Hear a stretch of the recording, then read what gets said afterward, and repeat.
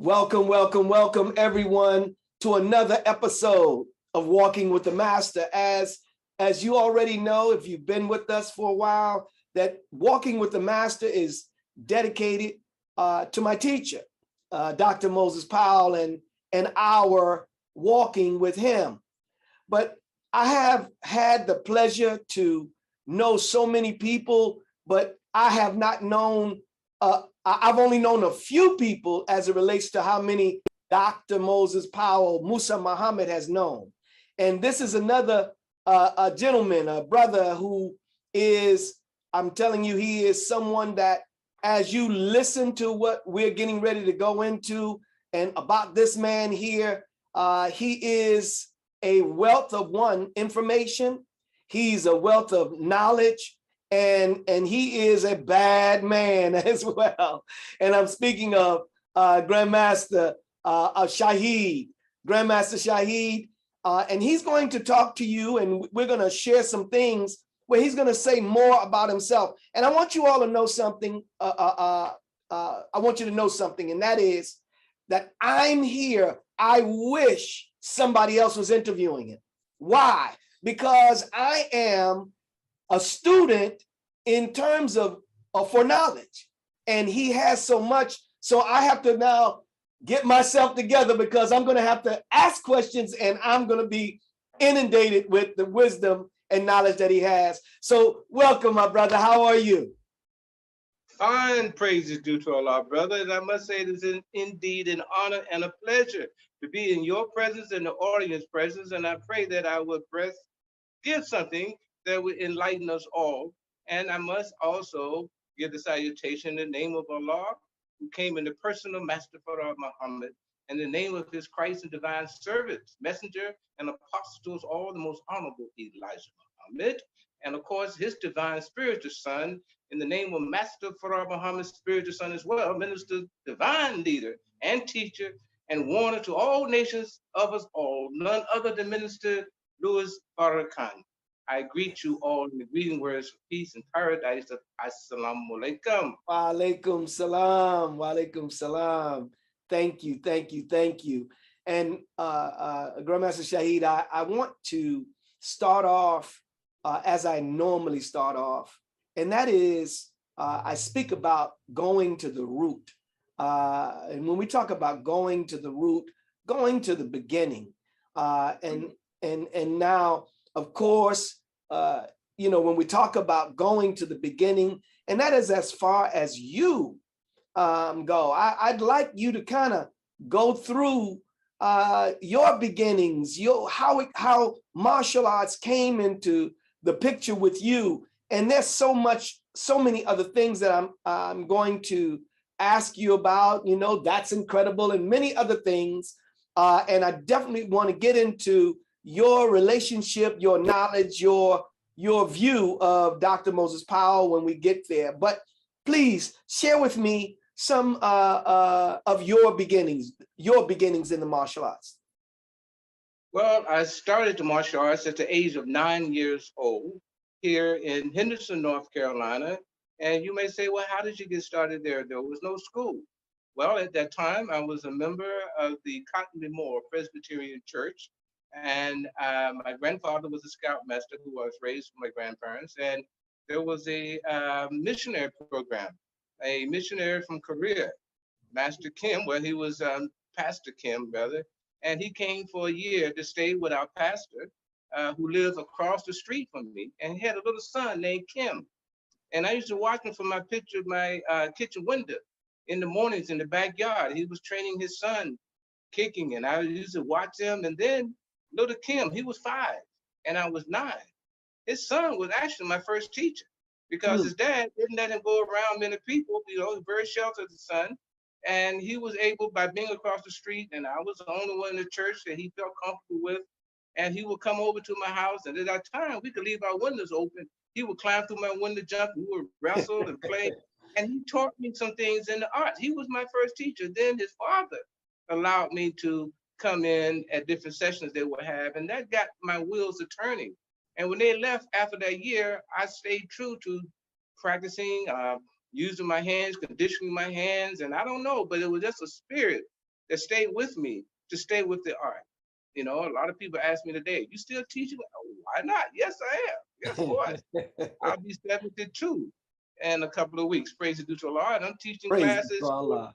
4 classes a week, and I'm just got a new student yesterday when you called. They were coming in then, and riding my bike at least 30, 40 miles a week. So keeping in shape, following the Messages Diet program. So yes, sir, brother. That's how I got started and still going. Yes, sir. Yes. So Mr. Kim was teaching you. What was that he was teaching? Well, it was basically Kempo karate, okay? And because that was Kempo, and I think it was what's the other one? Taekwondo, which was more common out of Korea at Yeah. that time. And so he was teaching me the arts of blocks and few forms and kicks and basically the basics, you know. So like I said, his son was my first teacher. Then I left from there and I went to Fayetteville State University after I got out of high school, and I studied with the instructors there and got a brown belt in judo. And I moved from there. The following year, went to the University of Pittsburgh, where I studied Ishinryu karate. Got my black belt in Ishinryu karate. And so, matter of fact, let me regress a little bit. In 1968, when I was still studying and training, I was able to meet Bruce Lee in Washington, D.C. at the Carter Burn Theater, which the first time I met him, he was doing a tour. He was a character of the Green Hornet weekly TV series. And I had a busload of students because I was working between colleges at this program funded by the government called Change Incorporated, working with the youth in an impoverished community after the riots. So we got a free bus, DC Transit, to go down to the Carter Burn to see this guy, the Green Hornet. Well, I must say I was impressed, and I went to the side stage and I gave him his props, and he looked at me and gave me that thumbs up and told me to keep teaching my youth, and I said, yes, sir. So I bonded with him. I felt a spiritual bond. So I went back and all the kids were excited about meeting the Green Hornet. That was a very pivotal point. That kind of solidified my wanting to be in the arts even more. Yes. So yes. That was a very important point. Yes, sir. That's excellent. Excellent. And so from your studying, I mean, because you're mentioning several styles of martial arts you're moving through and you're touching and you're capturing information. From there, what happened? What was the progression from that point? Well, from that point, when I left Pittsburgh, well, before I left Pittsburgh, I did a year in Nigeria at the University of Ile-Ife at that time. And over there, I was teaching a lot of the youth and even some of the students. So I always had a teaching thing about teaching and training. And even when I was in Pittsburgh, my first teaching job was with the Homewood Bristol YMCA, which is a Black community in Pittsburgh, YMCA. I taught there. And then from there, my second teaching job was in, of course, Nigeria with the youth there. Even taught them how to swim because they didn't know how to swim. Was a lack of swimming skills. I was able to get into the pool because we were banned as students not to go to the swimming pool area. So me and a friend of mine who's named Eddie Red from Brandeis University at that time, we walked a mile down to the teacher's compound, climbed the chain link fence, jumped into the pool, and the people, like, they were mostly Caucasians, you know, they looked and said, you know, they were shocked. They got out the pool. So this brother came over. He was a British, he was like a servant. He came over in the white long socks and white bucks and short white pants, white. He said, you must get out the pool now. I said, no, brother, I'm in the motherland. I come here to enjoy it. He went, came, did it a couple of times. So finally, this little British professor came over with a little goatee, wide rim glasses. He said, I say the old chap. I said, I say the old chap to you. How are you? Where are you from? I said, well, welcome to my motherland. You know, so he said, yes. So eventually, he invited us over to the little compound, which was a shelter where they were serving drinks and food. And back then we were hot. thirsty.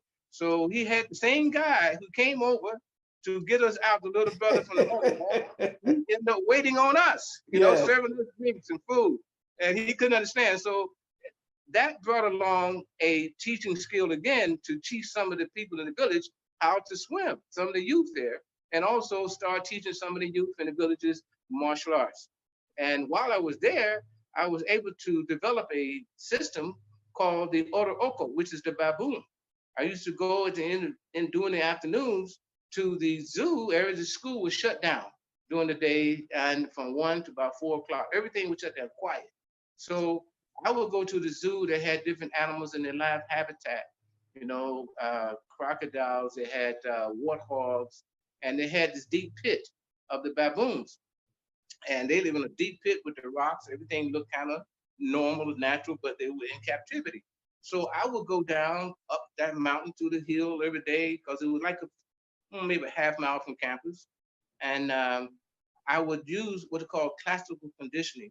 And I'll make a sound. And the baby baboon, which I named Coco, I would bring a piece of fruit from the cafeteria, no matter what it was, orange, banana, apple, whatever, plantain, and I would feed because the other baboon would take it from us. So I would always try to make sure that the baby Coco would get it. So finally, I went to the back where the trainer would feed, would come in. There was a bar, and I would come to the back and I would say, make that sound. And Coco knew it was me. So she finally, after a few while, come down and she would look at me and take the food off my hand, but had long black claws. So I didn't know they would hurt my hand. So I would pull my hand back and she would catch in there and eat it. Finally, the mother would come out. And the mother, finally, she would come into that little waiting room area and she looked at me and she was know that I wasn't hurting her or nothing, very protected. Finally, the papa came. Now, in the baboons, they were known to have be in hieroglyphics. They were known to be domesticated. They would guard the Egyptian pyramids. They would call the Thors, where thought come from. They're called the Thor, Thorth, Thorth. So I didn't know all that at that time. But I did know that if you stare at a baboon, that was like an act of threat, aggression. Yes. So he came into the area and he ran the mother and the baby out. And he came into the gate, looked at me like, I don't know you. I'm communicating with him. And, right. and he went through his antics, like he want to get to me. Very ferocious. They have been known to take down lions. So I, lowered my gaze and he settled down. I looked back at him and he went to, so I said, I never heard of the baboon style. I've heard the monkey, the crane, the tiger, the bull, the horse, the cobra, etc. So the butterfly even. So I started mimicking his style. And so therefore I came up with this style.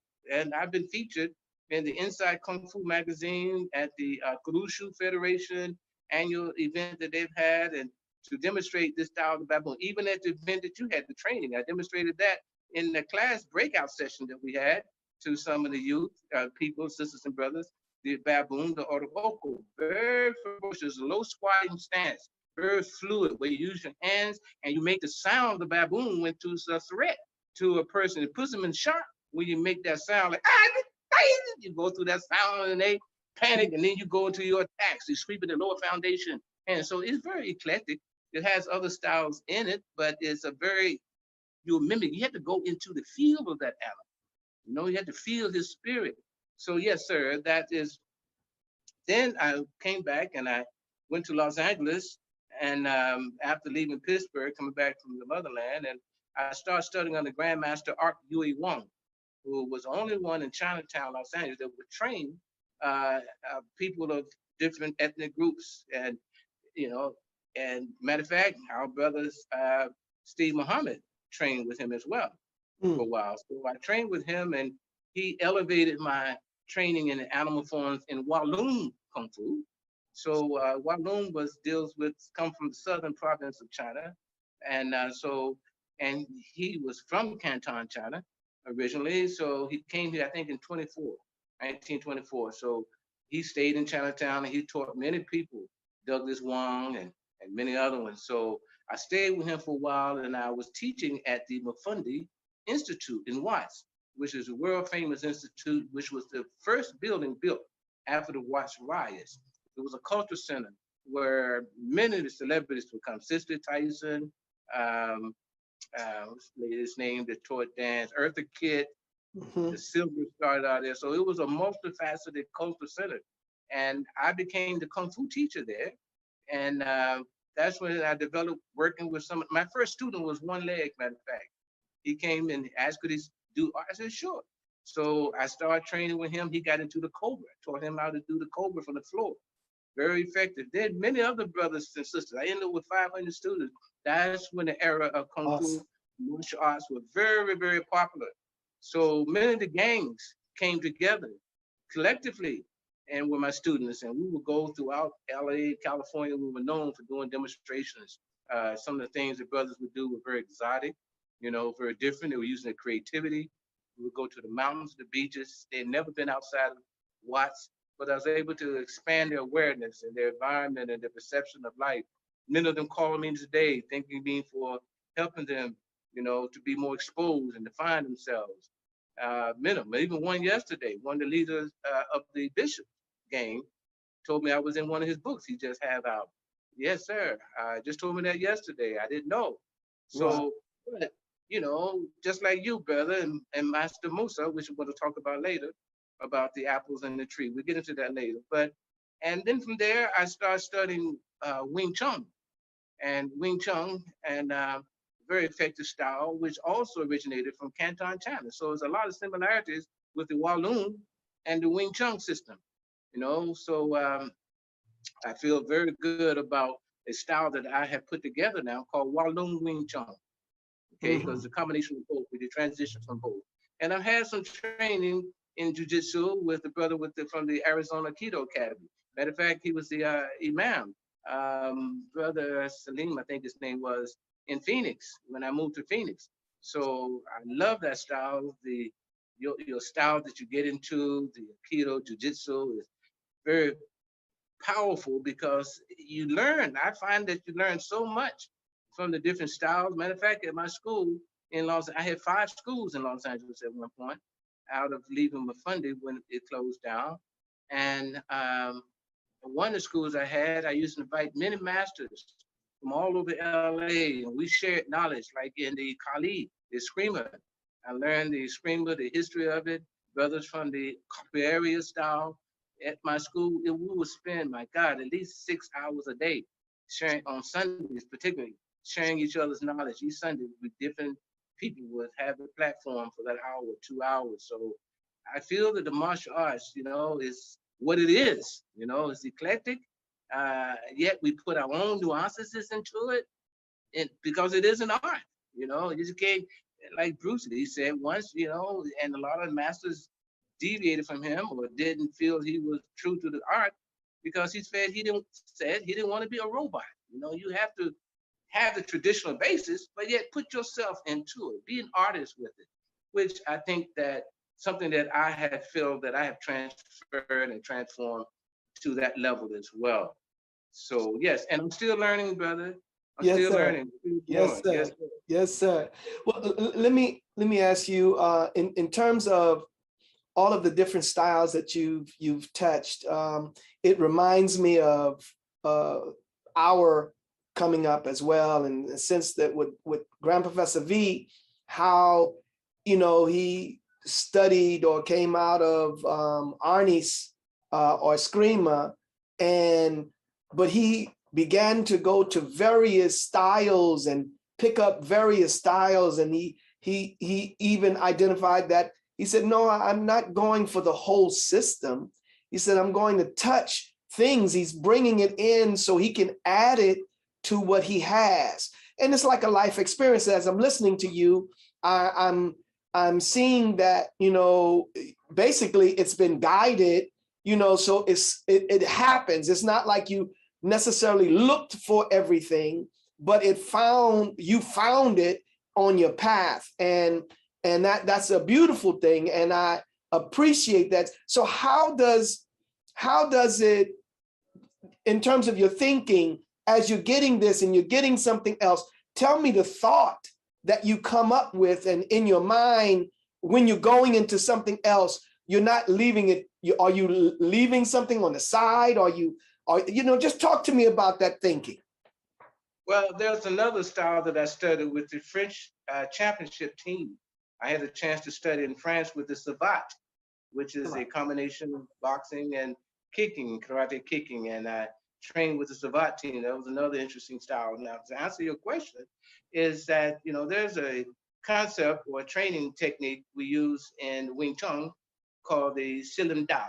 Okay, and there are different aspects of it: the Uji, the flying fingers, and the Quan Q, which is the trapping hands or the bridge. So, and the nickname or of the Silim Dao is called empty thought. So sometimes things will come to me if I'm sparring a student. I will go into the butterfly, or I will go into the bull. I go into the elephant. To keep the opponent all balanced. Go into the baboon, the cobra, and come into my Juma, the Wing Chun stance, or the tiger into the Walloon. So I put them all, even the capoeira, do the OR, the turn, the cartwheel. So all of those come into play how I feel. Depends on the opponent, the time, the circumstances. So I don't say, well, do exactly this. And I tell my students, you have to feel it. I give you those tools, and you practice them. And I'm not going to tell you do this exactly this point, that point, but feel, as long as they're concretized with a strong foundation, Yes. And you have the spirit, of training and be true to your art. Because if you don't train, there's an old saying you may know, that don't ever face an enemy. And your enemy is yourself. You can be your number one enemy, So if you don't train, then you thinking, oh, I had that. But when it's time come to use that, you don't have the spirit, your art, that spirit will leave you hanging on the limb. Yes. Beautiful, beautiful, beautiful. I want to, let's go into, how did you connect, or what did you know of Dr. Musa Muhammad, Moses Powell? Well, first of all, brother, in a tree, there are different rings in a tree. You can tell the longevity of a tree by the rings in it, okay? Yes. So if a tree branches off and bears fruit, then it also will, at a period of time, develop rings, and the rings can exhibit, for me, 5 years, 10 years, whatever denotes in that particular tree. So Master Moses Musa, and I don't say master to him because he created a grandmaster in you, okay? So I call him great grandmaster. He can't be just master.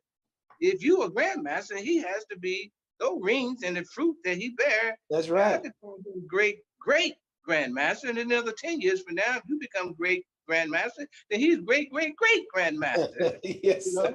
Yes, so, sir. I got to give that brother that props. Now he and I, when I first met him, it was in 1972. I took some of my students from Burundi, and he was at the Long Beach Auditorium, and they put the microphone on the floor. Oh my God.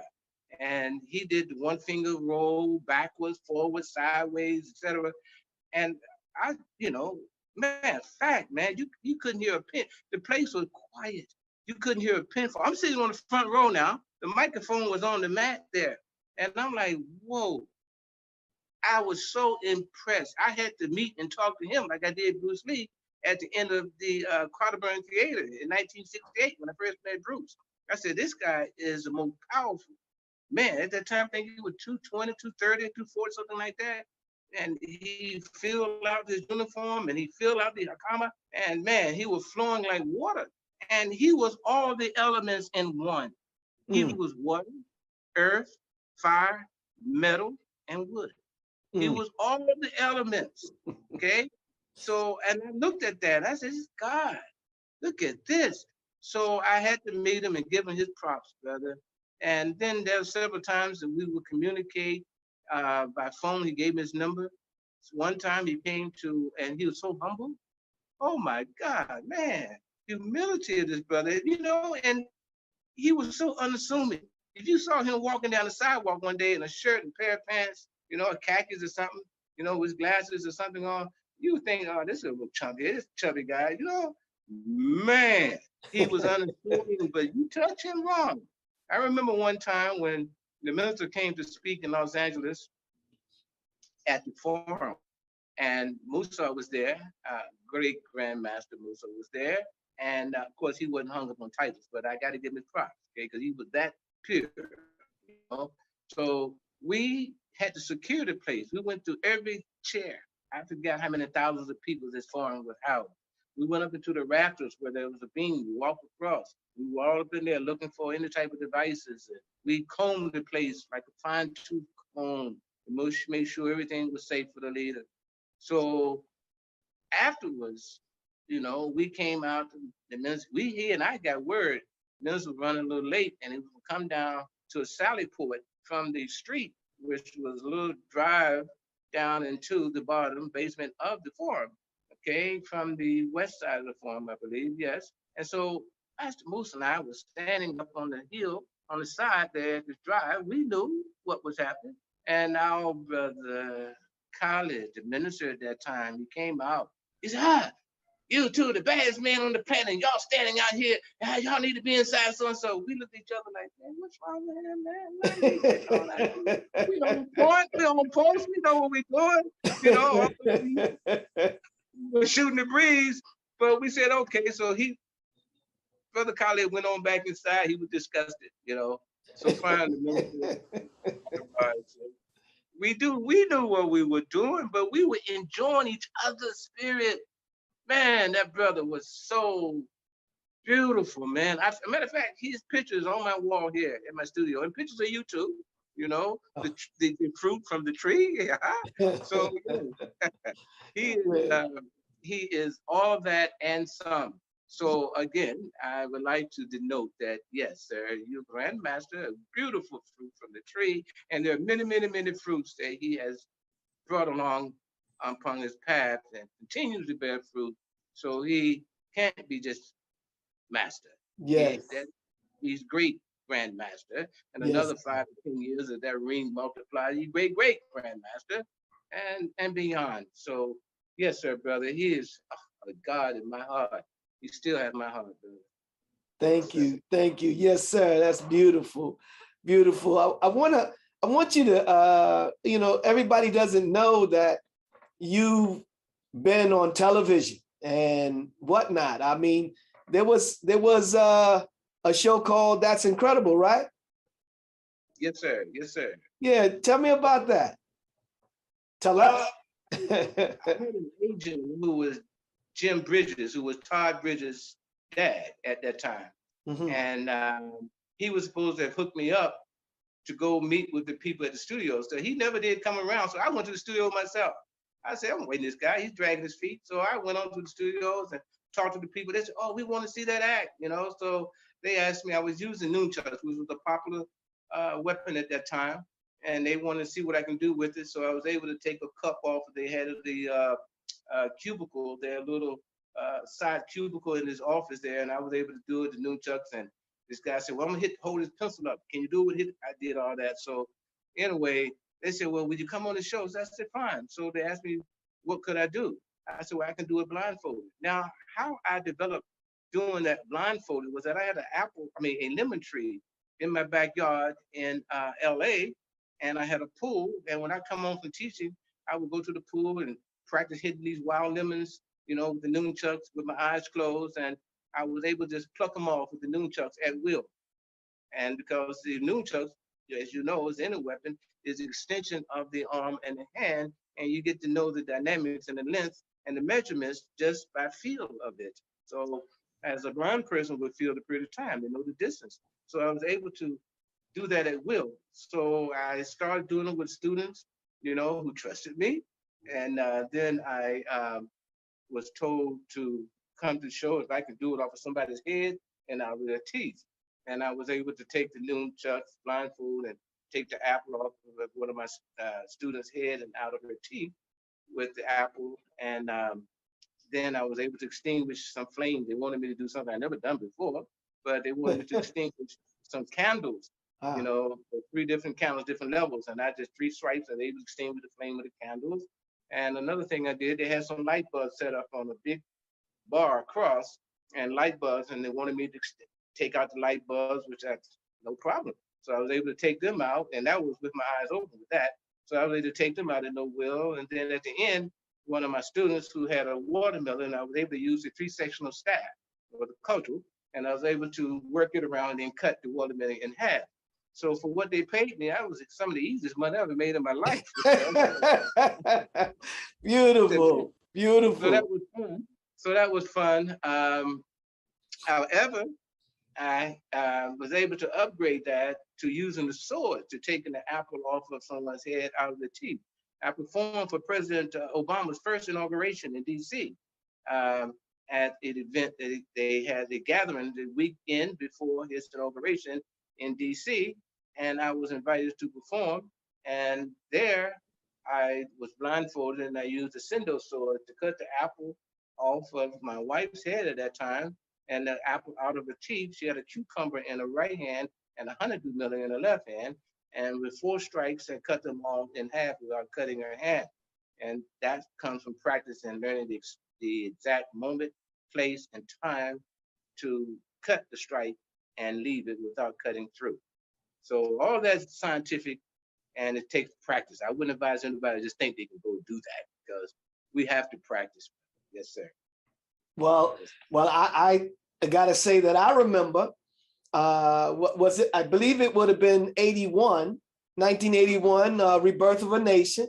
And Yes, we demonstrated, Doc and I, and well, I was with him, of course, and you, yes, sir. you demonstrated Yes, sir. and did all of the things that you just mentioned in terms of cutting the melon or the watermelon or whatever it was, knocking, striking the apple off of the head and out of the mouth, and there was also, Grandmaster, there was also where you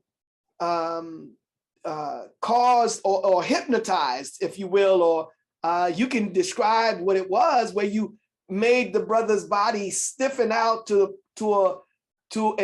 was on the edge of a chair at the shoulder, or the neck, and the feet. Yes, sir. Tell me Yes, sir. about that. Actually, it was Brother Earl Muhammad, who was a hypnotist. He worked with me on that. Okay. He hypnotized these 2 brothers. He was a hypnotist, which he was commissioned by the messenger at one point back in the early 60s. Matter of fact, bless his soul, he has transitioned as well. But he has done various hypnotist events there at Mos Mariam, him and Brother Richard. They would travel together, and they were traveling hypnotists. So, but they stretched the 2 brothers, one in front and one to the back, and brothers had their shirts off, and they had a melon across their chest. And there was a brother standing to the side, which I was able, the young brother, cut the apple off his head, out of his teeth. Then I turned one way and sliced the melon off the brother's bare chest, and the other brother, and then they flipped over the other brother. Right. Came into split. Yes, sir. So yeah, a little drama. It was awesome. It was awesome. Yes, sir. And yes, sir. Yes, sir. Did I ever send you that? I have to look for it again, but I have that on. Oh, yes, sir. I would love to see that. I have pictures of it. Wow. But the video of it. Another brother promised that video. Brother Deshane. I haven't seen him lately, but he said he had a copy. So, no rush, beloved. Whatever, inshallah. Well, I'm saying it in public, so I'm absolutely going after it now. I definitely have to get that to you by Allah's grace and permission. So I mean, this is excellent, excellent. So you are. Tell me about now. Tell me about what's going on at this time, and there's something else that I want to talk to you about. I mean, you're a young 72-year-old for sure, and what is the thought, or what would you like to say to those who have some age, that are like at your age, but not at your level of conditioning and thought? what would you like to say to them? Well, first of all, I would like to say, before you start any regiment, okay, you have to become mentally focused that you're going to start at a gradual pace. Don't rush into it because your body can resist it, okay? And I work with a lot of seniors, and I'm true to this myself, in giving them ways of stretching, which is very important, and deep breathing before they start stretching. Number one, I'm going to show you just a couple of ways, if I can, sitting, because it doesn't mean you got to go in any special place. Some days in the mornings, I'm having my coffee or my tea or my juice or whatever. I'm sitting at the table doing my stretching. My wife, she oh, okay, she's used to it now. But I start off like here, take a deep breath, and I let out the oxygen, let out the fire, bring in the water, and I let it out, and I bring in, then I push it out, then I rotate, deep breathing the water, and I let it out. Then, at night, your body is compressed. You got 656 muscles in your body, and you got 208 bones in the body, and we don't use all of them. So I do a little circulation routine, and it will take about 3 minutes in the morning, which is better than a cup of coffee. It sparks my day up.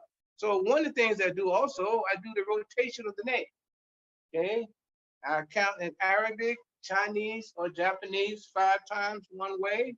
Then I go back the other way, this way here. Just relax, make a complete circle.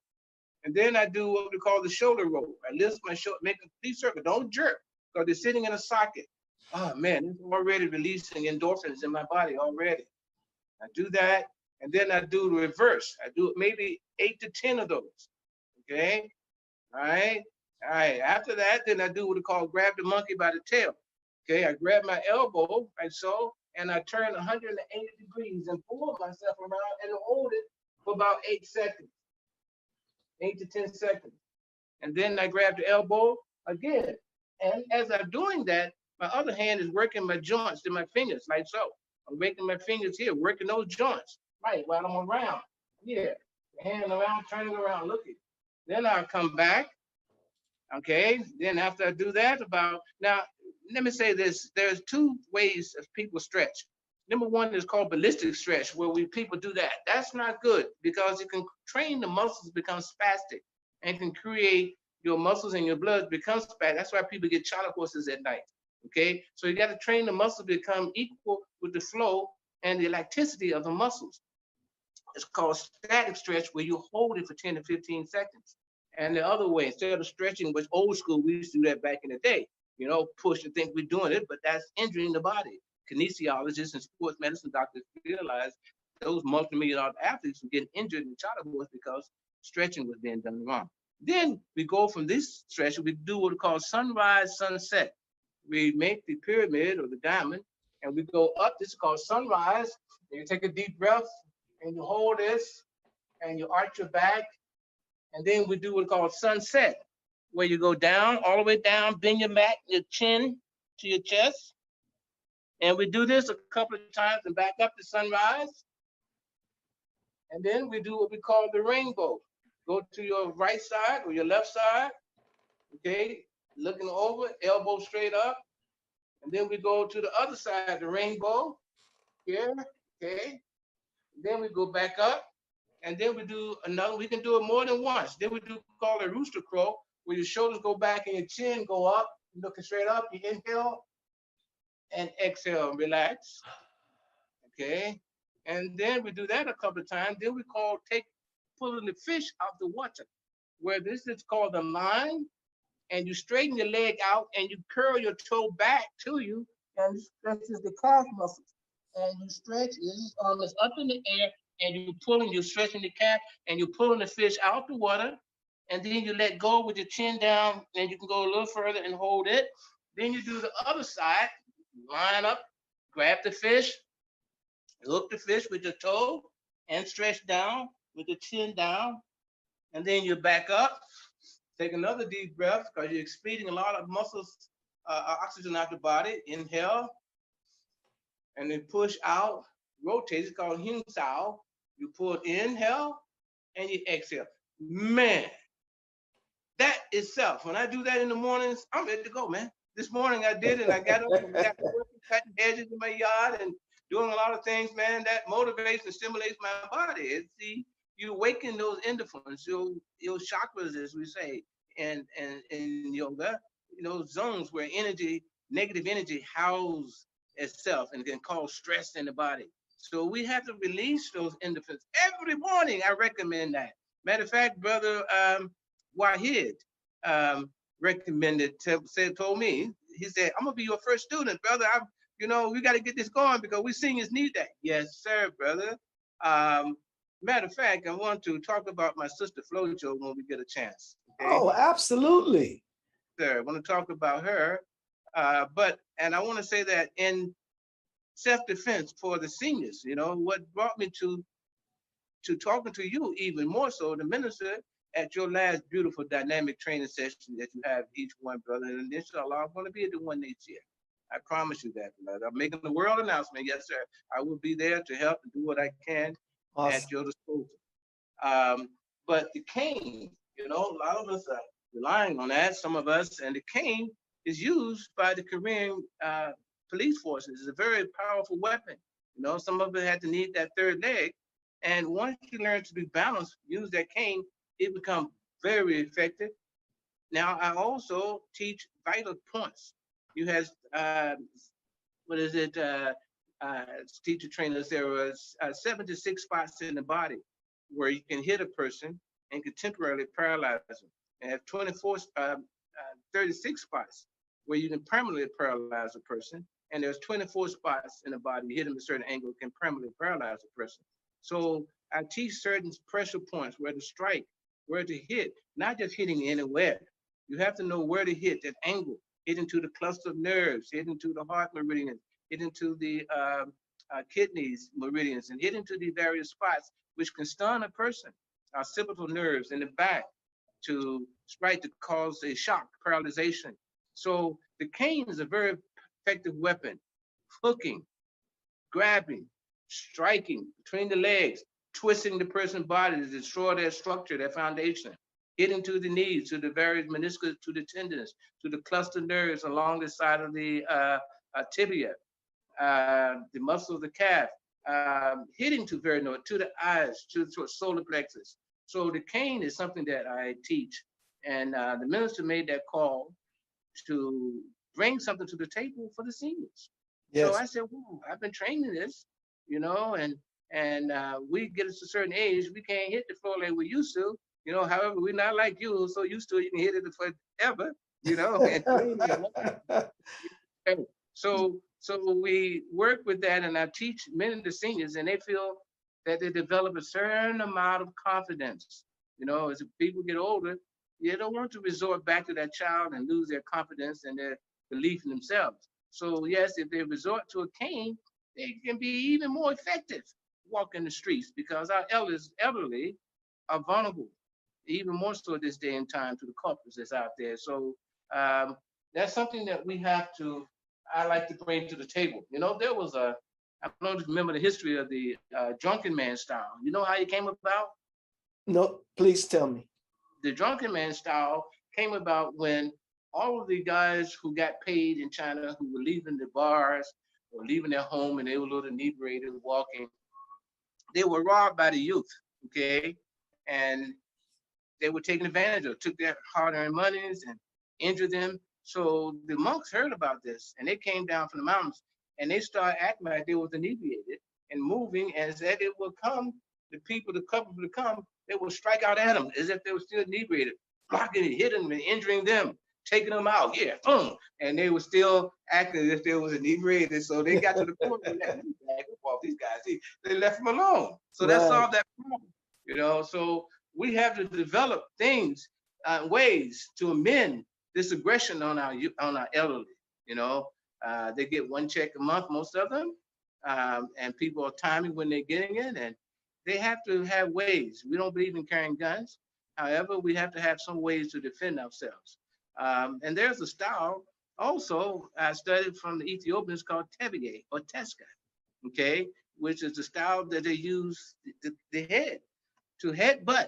That's style I used to breaking bricks with. I used to, not anymore, but breaking bricks, which I do have boards. I do now break the boards, but using that head to break through, to hit certain areas of the person's body. They use that in Ethiopia during the Mussolini times in the war when Haile Selassie was invaded by not the Romans, but the Italians.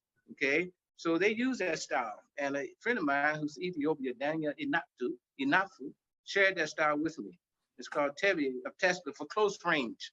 So, and I teach seniors, you can't do a lot of so many things, but you have weapons for close range uses. The elbow, okay, the chair pie, the headbutt, the knee, and of course, striking to very various special spots. So you don't have to stand there. You can walk away if you have to, or use your cane to finish them off. But there are ways that seniors can feel a little bit more confident in this society. Yes, sir. That's awesome.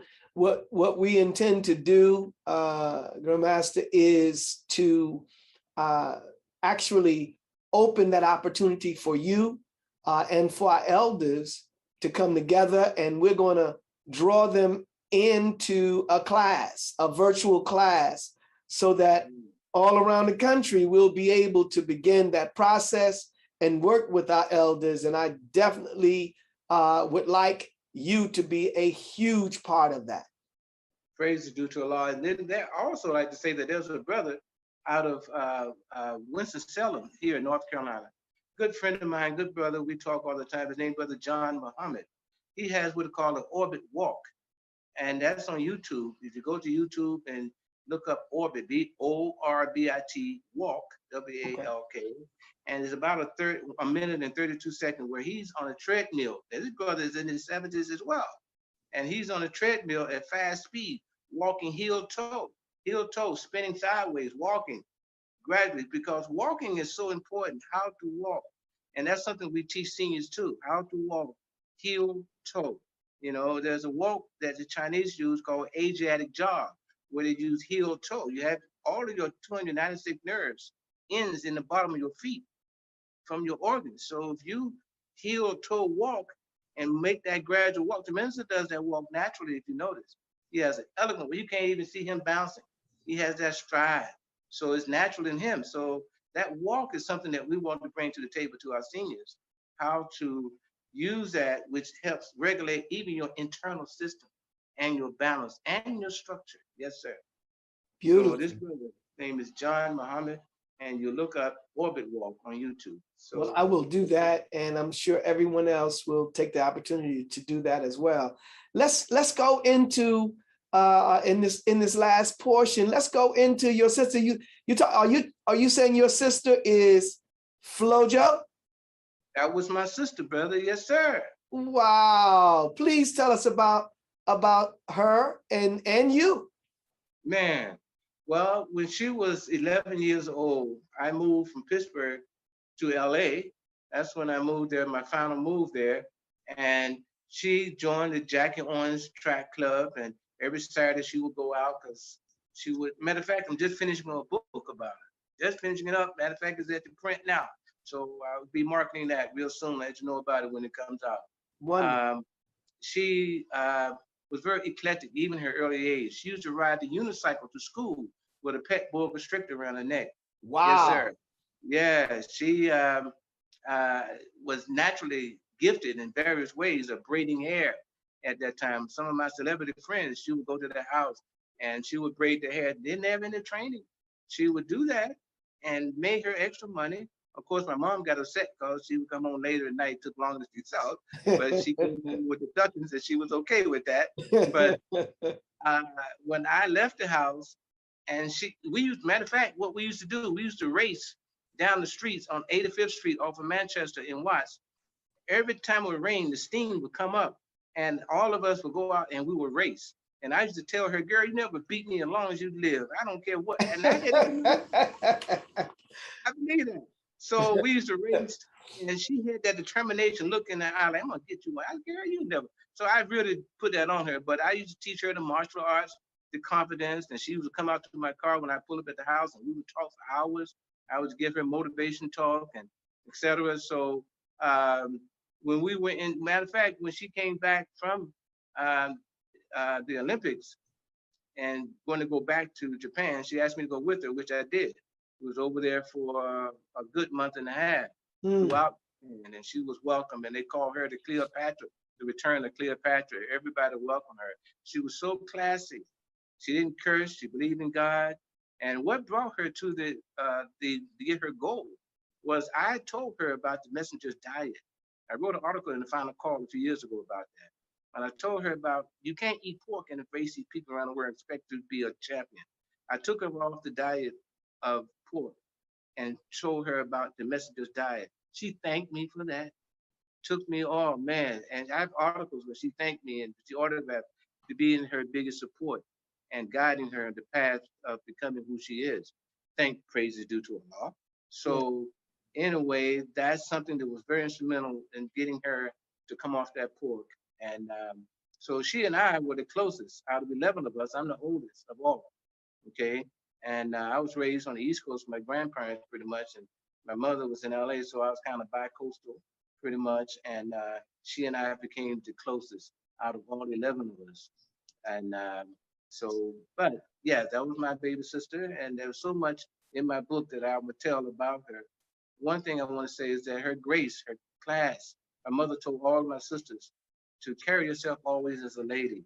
And I have in my book, I stated that um, she opened up a charm school, she will have a waiting list of 20 years out, and that she will have queens and princes around the world will envy her charm. Yes, sir.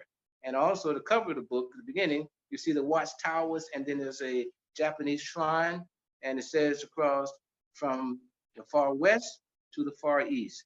It's not what's within. I mean, it's not. No, no. Oh, yeah. From the east to the far west. From what's within brings out. No, from without brings out from what's within. Sort of phrasing in a way. But anyway, it's not where you're from, but it's from what's within that counts. Yes. So, Yes. and also, I just want to say this that I have that book coming out, and also I wanted to share this with you. I'm working on and complete it, and also have a movie industry that's looking for investors right now. A movie called Cradle of the Legend, Mm. which I will be co-starring in along with a producer and a director and a brother who's from the motherland, who's like a Bruce Lee there. And he himself, and I adopted him about 3 years ago as a surrogate son because his parents passed. So we've been working on this script. Suddenly we got it completed. We have got a production company who's merging with Tyler Perry Industry. And I'm making an announcement now that this project is well on its way. I met with my lawyer yesterday, and I would like to have you to become part of this at some point, and some of your baby apples from the tree to be part of it. There's going to be some fight scenes in the motherland and here in the States. So I'm making that open to you, which I was going to share with you last night when we talked. So that's Thank something you. that's in the making. Thank you. Thank you. It's an honor to be just really right here with you. That's why when I talked to you, it was no hesitation. I absolutely wanted to bring you on, and this is not going to be the last time because I know that there's so much more. In fact, I do, before we go, I never asked the question, when did Islam come in? My goodness, brother, good question. Islam was really with me in 1964. My grandfather and my brother, who was studying at Johnson C. Smith, came home and had a tape of Malcolm. And we were sitting out in the yard in these iron chairs and listening. And my grandfather said, boy, if I were young, I would join up with that guy. So it hit me right then. And my mind got the wheel of turning. He talked about we don't have a flag of our own, but now we do, the crescent. So that's when it really first hit me. But when I joined the nation, when I got my letter, and I have copies of it now, letter of acceptance from the messenger, was in 1972. Actually 71, then 72, I was accepted. And I joined the mosque then. Hutpole came right on in the ranks, brother, with the fish program, the finally Muhammad Speaks. And then when it fell, and I saw when it fell, my God, it was the most painful thing, Yes. But when I got to the minister, I met him in 1977 at the B and Duke Auditorium in Northbound Central University. I went backstage and I said, brother minister, I would love to talk to you. So he said, okay, brother, here's my phone number. Now he had a little natural little goatee. He was leaving Wallace, but he was waving on his own, you know? So when he left, the university police put him in a van to take him down to the Brownstone Hotel, downtown Durham. I told my student, let's go. We got to follow. They don't know who they got in the car with. We got to follow this guy and make sure they get him safely. So we followed him and made sure he got out, went into the room. Well, actually, we saw him get it. He didn't know we were behind him. I'm sure he did. But I saw him get out, went up the steps, went to the elevator, had a little briefcase, went on to his room. The next day I called Chicago and we talked regularly, brother. You know, and one day he said, brother, I'm going to bring the final call out of my basement. And I was a little waving because I'm like, why not keep the Muhammad State with two hands greeting? He said, no, brother, the messenger told me, so I stood down.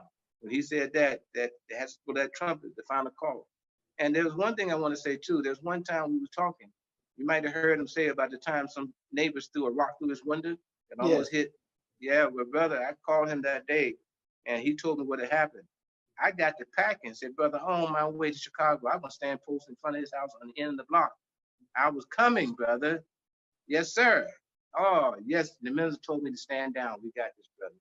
Yes, sir. So I stood down. So, yes, sir, brother. I had to, he gave the order, so I had to stand down. But yes, sir, brother. And I thank you for being there, securing him, brother, and all that you do, brother. I can't thank you enough, sir, for all that you and the brothers doing, securing our leader, brother. Love you, brother. Love you too, sir. More than you can imagine.